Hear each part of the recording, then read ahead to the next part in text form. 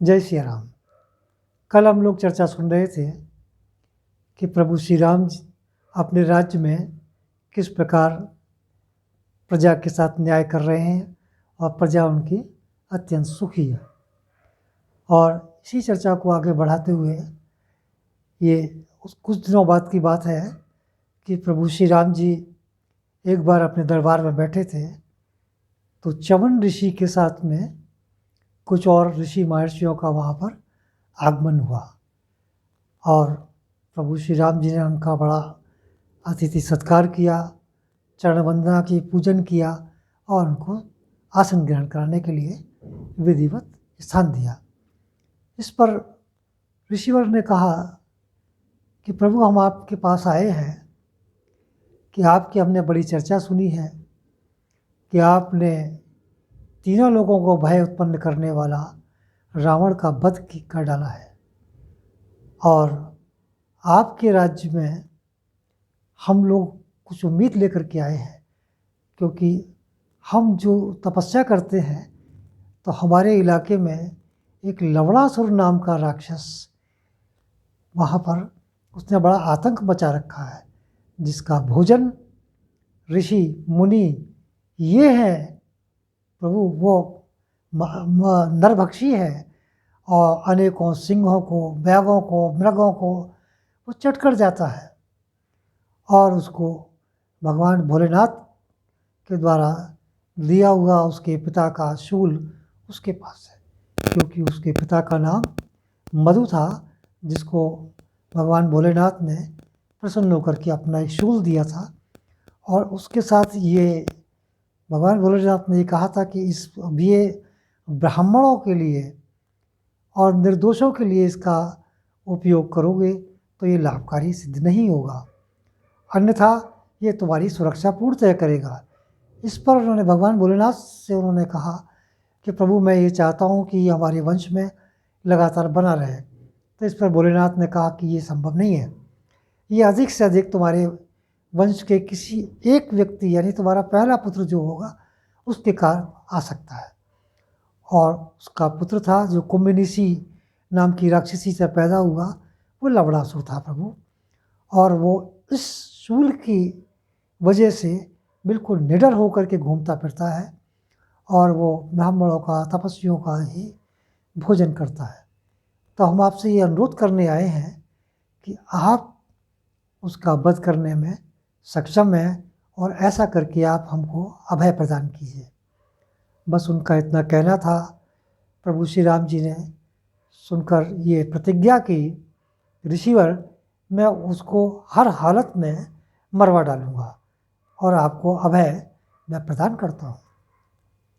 उसके बाद प्रभु श्री राम ने अपने अन्य तीनों भाइयों से परामर्श किया और ये पूछा कि उसका वध करने में कौन रुचि रखता है। तो इस पर प्रभु श्री राम जी ने भरत जी से कहा।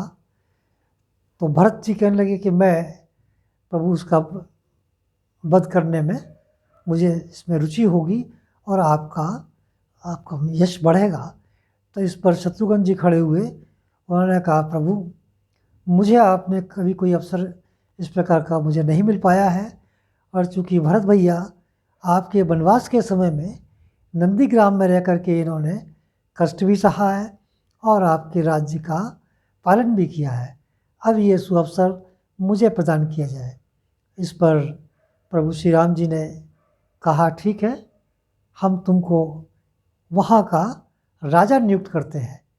और इतना कह कर के प्रभु श्री राम जी ने उनका राज तिलक करके उस मधुमतीपुरी जो उसके नाम से था वो स्थान उसका वहाँ पर उस एरिया का राजा नियुक्त कर दिया। और इसके साथ उनको ये आदेश दिया कि तुम यहाँ से वहाँ पर जाओ और सतर्क होकर के उसका तुमको वध करना है। और इसके साथ साथ उन्होंने उसको अभोग एक बाण दिया।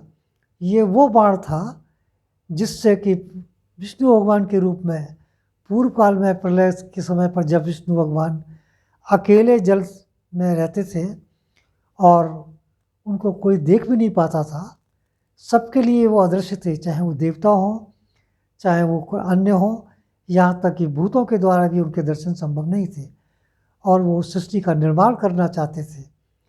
तो जिस बाण से उन्होंने मधुकैटभ का वध किया था, वो अमोघ बाण उन्होंने उनको दे दिया, शत्रुघ्न जी को। इसके साथ उन्होंने हजारों घोड़े, हाथी, रथ और सेना, वणिक, बनिए, इसके साथ साथ बहुत सारी सामग्री उनको उपलब्ध कराई और ये उनको कहा कि तुम जा कर के वहाँ पर अपने राज्य को स्थापित करो और स्थापित करने के बाद उचित समय आपके लिए जब आएगा जब ग्रीष्म ऋतु खत्म होगी और वर्षा ऋतु प्रारंभ होगी, वही उसके मरने का उचित समय है। तो इस प्रकार के निर्देश और आदेश दे करके उन्होंने ऋषि मुनियों के साथ उनको वहाँ से भेज दिया और ये भी कहा कि जब तुम गंगा पार कर जाओगे तो थोड़ा सा विश्राम कर लेना और यमुना पार करके आगे चल करके वहाँ पर उसका इलाका शुरू होता है, वहाँ पर तुमको सतर्क रह करके ही ये कार्य करना है और विशेष तौर से इस बात का ध्यान रखा जाए कि जब उसके हाथ में वो शिव जी का त्रिशूल शूल होगा तो उस समय कोई उसका वध नहीं कर सकता है। तो इस बात का विशेष ध्यान रखा जाए कि जिस समय तुम उस पर आक्रमण करो तो उसके हाथ में वो भगवान भोलेनाथ का शूल नहीं होना चाहिए और यही उचित समय होता है। तो इस प्रकार बहुत सारे निर्देश दे करके उनको वहाँ पर भेजा गया। जाते में जब वहाँ से विदाई लेकर के चले तो सीधा जा कर के वो वाल्मीकि आश्रम में रुके। वाल्मीकि जी को उन्होंने प्रणाम करके 1-2 रात वहाँ पर उनकी सेवा करने के लिए भी उन्होंने रुकना उचित समझा और जब वो वहाँ पर रुके हुए थे तो वाल्मीकि जी से उन्होंने बहुत सारी बातें सुन रहे थे और वाल्मीकि जी वीणा पे उनको कुछ रामायण का गान भी सुनाते थे। इसी बीच में उन्होंने बच्चों की किलकारियाँ सुनी तो वाल्मीकि जी वहाँ से उठ करके उनसे विदा लेकर के चले गए। ये अर्धरात्रि का लगभग 2 बजे का समय था। उसके बाद वहाँ पर लव और कुश का जन्म हुआ और उसके बाद जब वाल्मीकि जी ने उनका नामकरण किया तो उस समय पर शत्रुघ्न जी ने कुछ शब्दों को उच्चारण सुना जिसमें उनका गोत्र और पिता का नाम और परिवार का सदस्यों का नाम आदि का जब वर्णन किया गया तो वो समझ गए कि ये माता सीता के ने पुत्र का जन्म किया हुआ है। उसके बाद वो माता सीता से मिल कर के बच्चों से अपना दर्शन करके लवकुश के वहाँ से प्रस्थान कर गए और प्रस्थान करने के बाद वो जब आगे पहुँचे तो उन्होंने प्रभु श्री राम जी के निर्देश के अनुसार वहाँ के द्वार पर जाकर के अपना जो उसका बड़ा सा द्वार था वहाँ छुप के खड़े हो गए। इसी बीच में चूँकि ग्रीष्म ऋतु खत्म हो चुकी थी, वर्षा ऋतु प्रारंभ थी, तो वो शुभ अवसर भी आ चुका था। तो उन्होंने क्या देखा कि एक बड़ा भयंकर सा आदमी राक्षस जिसके कंधे पे बहुत सारे जानवरों के शव पड़े हुए थे जिसमें सिंह, बाघ, मृग और पक्षी बड़े बड़े जो उसका भोजन होता था वो सब लेकर के उधर के घर की ओर जा रहा था, शिकार करके ही आया था। तो वो समझ गए कि यही लवणासुर है तो उसको इन्होंने ललकारा और ललकारने के बाद कहा कि मैं तुझसे द्वंद्व युद्ध चाहता हूँ। अपना परिचय दिया, मैं प्रभु श्री राम जी का भाई दशरथ नंदन और मैं ऐसे ऐसे शत्रुघ्न हूँ। तो उसने इनसे कहा कि देखो इस समय तो मैं तुमसे नहीं कर सकता क्योंकि मैं थका हारा शिकार से वापस आया हूँ, तो मैं घर जा कर के अपने अस्त्र शस्त्र तो ले आऊँ। शत्रुघ्न जी ने कहा कि युद्ध भूमि में आए हुए जो राक्षस होते हैं या विपक्षी होते हैं उनको किसी प्रकार का अवसर देना बुद्धिमानी नहीं होती है, तो हमारा तुम्हारा युद्ध इसी समय होगा। बस फिर क्या था, उसने बड़ा भारी पेड़ उठा करके उनके ऊपर मारने शुरू करे, बरसात कर दी एक तरह से, और इधर शत्रुघ्न जी ने बाणों का प्रहार शुरू कर दिया। और ये दृश्य देखने के लिए देवतागण आसमान में प्रकट हो गए क्योंकि ये बड़ा भयंकर द्वंद्व युद्ध था। एक समय तो ऐसा आया कि उसने एक बड़ा सा वृक्ष का प्रहार उन पर किया और वो एक तरह से भयंकर घायल हो गए और वो गिर गए। देवताओं को भी इस बात का बड़ा वो हुआ कि ये तो शत्रुघ्न जी पे वार कर दिया इसने, कहीं अनर्थ ना हो जाए। बस फिर क्या था, शत्रुघ्न जी उठे और उन्होंने प्रभु श्री राम जी के द्वारा दिया हुआ अमोघ बाण का संधान करके उसको वहीं पर मौत की घाट उतार दिया। तो इस पर देवताओं ने, अन्य ऋषि मुनियों ने और जो लोग आसमान में इसका दृश्य देख रहे थे उन्होंने बड़ा साधुवाद दिया, पुष्प वर्षा की। और इसके साथ साथ जो उनकी सेना थी और जो वहाँ पर उनके साथ में बणिक गए थे बनिए, उन्होंने वहाँ पर पूरा एक तरह से नगरी बसाई। इंद्रदेव ने भी जब आपने उनसे पूछा कि आपने तो हमारा कार्य बहुत आसान कर दिया है, हम आपकी क्या मदद कर सकते हैं, तो उन्होंने इंद्रदेव से यही कहा कि प्रभु श्री राम जी का आदेश है कि मैं यहाँ पर एक अपने नगर की स्थापना करूँ और मैं चाहता हूँ ये नगर प्रभु श्री राम जी के को अच्छा लगना चाहिए।